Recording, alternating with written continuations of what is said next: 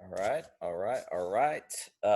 Today, on walk with me for a second, has left my coffee over here. All right. Today we will do the endocrine system, and depending on how time's going, we might do some brain tests as well.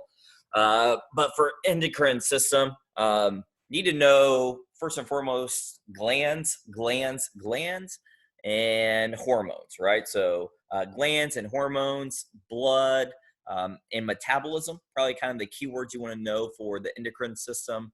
Um, with that, we'll look at some glands and the major parts. But glands are going to produce a lot of hormones, and these hormones directly, regulate our body's ability to function the way it should. The hormones allow for growth, emotions, and mood and hunger. Like I said, hunger, metabolism, and sexual reproduction. Testicles and ovaries, as far as the endocrine system. So it's important to know that really controls a lot of the actual physical functions of our body, right? The endocrine system as a whole, but hormones and glands in general, right? So first one is the pituitary gland. That is going to be considered the master gland, right? The gland that kind of controls all other glands. Going to the brain, the pituitary gland is going to be kind of controlled or directed by the hypothalamus. So it does kind of connect back to the central nervous system, to the brain. Part of the brain, hypothalamus, is going to be able to kind of control or regulate, I guess, the master gland, the pituitary gland. But the pituitary gland it's all about growth, right? The body's ability to grow, muscles grow, and like I said, and kind of controlling other glands at the same time. Next one would be the adrenal gland. Adrenal, the root word of adrenaline, more or less. So the adrenal gland produces adrenaline, which kind of excites our body, stimulates our body, right? You hear in psychology a lot the fight or flight situations. When you are presented with certain scenarios in life, do you run away, flight, right? Or do you stay and fight? And a lot of that comes to adrenaline, right? And your body's response to that amount of adrenaline being pumped into your system at once. Something else you would want to know, I guess, with the adrenal glands is, while it's not a hormone, the adrenal gland and adrenaline kind of work hand in hand with epinephrine. So again, kind of neurotransmitter there with exciting the body, and fight or flight. It really stimulates or brings activity to the brain. Next would be thyroid. Thyroid is related to metabolism. So whether you have a very active or inactive metabolism kind of comes to thyroid, and you guys can look up thyroid problems on your own. But certain overweight issues would be directly tied to your thyroid. Pancreas manages the levels of blood sugar in your body. Pancreatic issues would be, something you would look at with diabetics, whether type 1, type 2 diabetes. The pancreas and its ability or inability to manage and regulate blood sugar levels in your body has a serious impact on your health in general, on diabetes. But also, it could be somebody who, somebody who works out a whole lot in a day, runs a bunch of miles, or lifts a bunch of weights, or played a really long game, whatever it might be. And if their diet wasn't good enough, or if they didn't intake enough food, protein, sugar, and carbs in that day, then their blood sugar levels are going to be out of whack, and that could cause really bad headaches or muscle pain, stuff like that. And that all tracks back to the pancreas not being able to do its job. Again, testicles and ovaries, sexual reproduction, and the that would be big in especially like puberty, when all of that stuff is kind of developing and forming.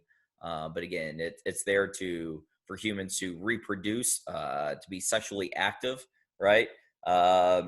hormones as part of the endocrine system. Hormones, it tied that right into testicles, ovaries, testosterone and estrogen.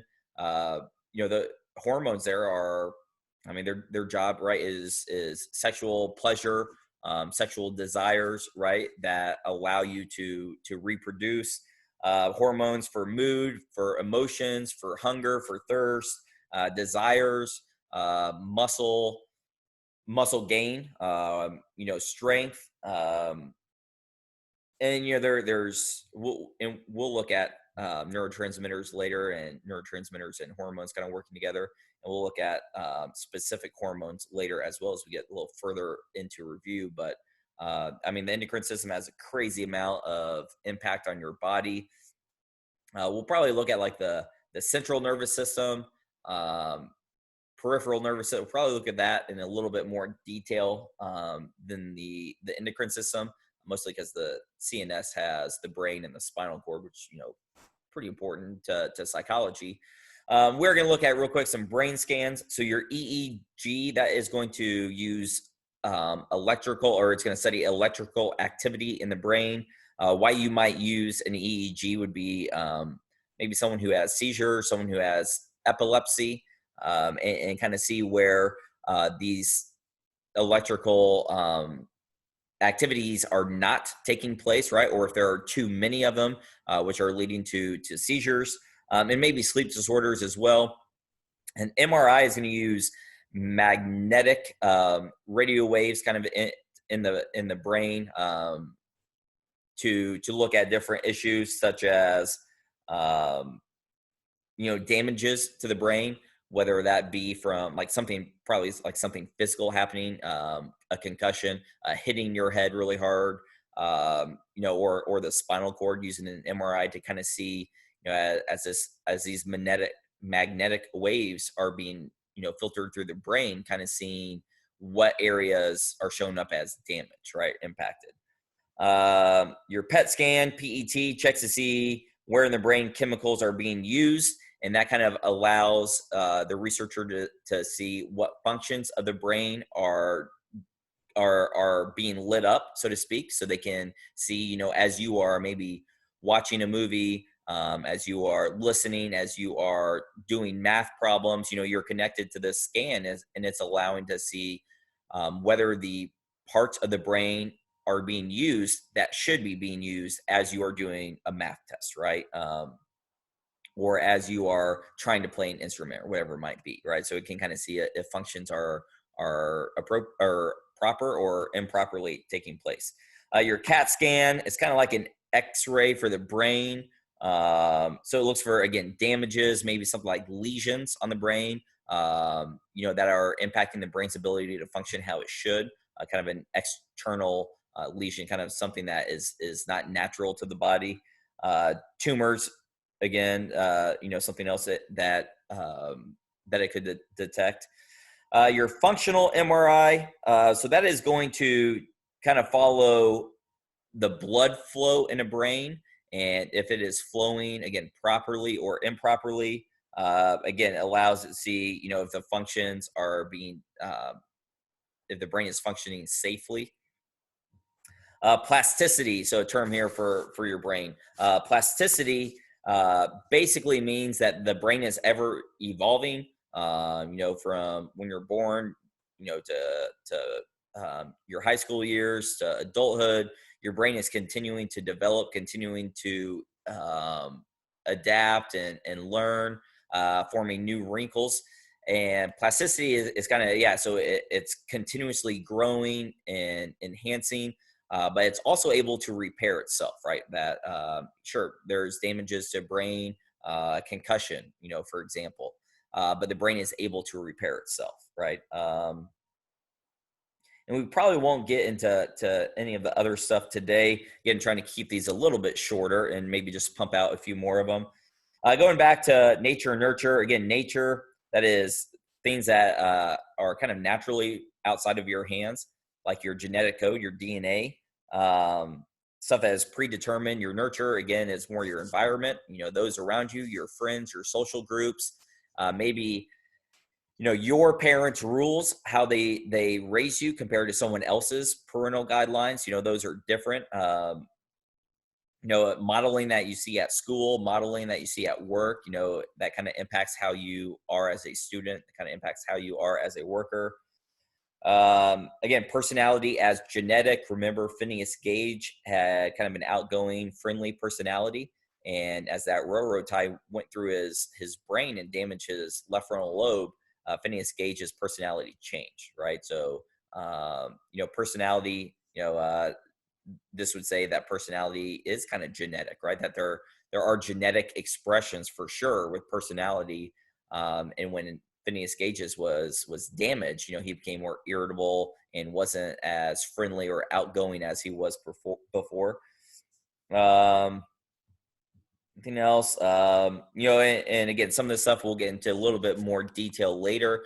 We're trying to skim some stuff, earlier on, here in April, and then closer to the exam, we'll dive into a little more detail with some of the stuff. Some of the adopted kid studies would show that personality is kind of genetic. That some of these studies have shown that these kids, even though they have been adopted and raised somewhere else, their personality is more closely tied to their birth parents than their adopted parents. And again, we'll look at some of those studies and some of the monozygotic, some of the identical twin studies later. Let me find here real quick. Sorry, I know this is great live television right here. Give me a second. I do have an important update. So important, in fact, that I can't even find it in my book. Wait for it.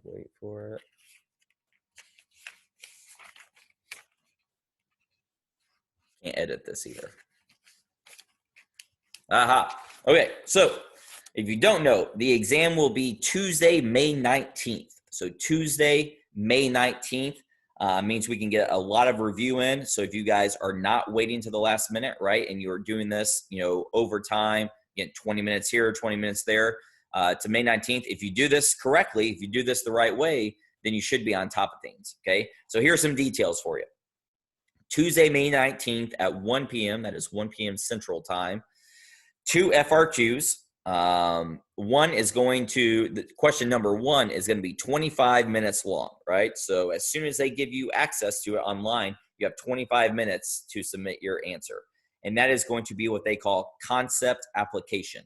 So most likely something about behavior or differences in behavior, and applying that to some AP Psych concepts, such as perspectives in psych, or such as applications in psychology and stuff like that. So you will probably have some kind of behavior situation scenario given to you, and you will have to apply that to different theories of psychology, different perspectives or concepts in psych. Question number 2 will be 15 minutes long. I am going to log into my College Board, my AP Psych account, and kind of see what other teachers are saying about that. That's not what I would have thought was coming. 15 minutes seems kind of short to me. So I'm not sure if they have, they solidified on that time frame, but it does seem pretty short, because question number 2 is going to be on research methods. Those questions have been kind of longer in the past. And so a 15-minute response kind of catches me by surprise. An important note here, though, is you cannot go back to question 1 once that time has ended.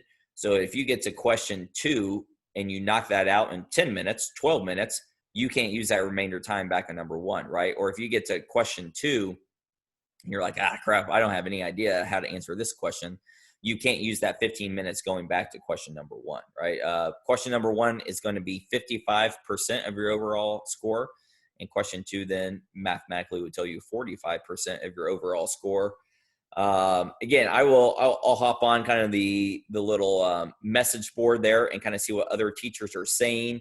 I thought it was going to be 45 minutes long, maybe even longer. And right now they have you guys at 40 minutes with kind of a 5-minute loading your response phase as well. So as they continue to send out more information, I will pass that along to you guys. I think they will get a little bit more specific in some of their study tips and kind of like exam advice that hopefully will allow you to answer those questions in such a short time frame. So that's kind of a long class. That's a lot of content we've covered. That's a lot of review we've done for a total of 40 minutes of testing. So hopefully they can help us, kind of navigate how this will look on Tuesday, May 19th, and I can help you guys out. But happy Easter to everyone. Enjoy your weekend. Enjoy your weekend away from psychology. Last I looked today, Thursday, 9 of you still had to turn in your FRQ assignment. So please get that to me. But, all right, guys, take care.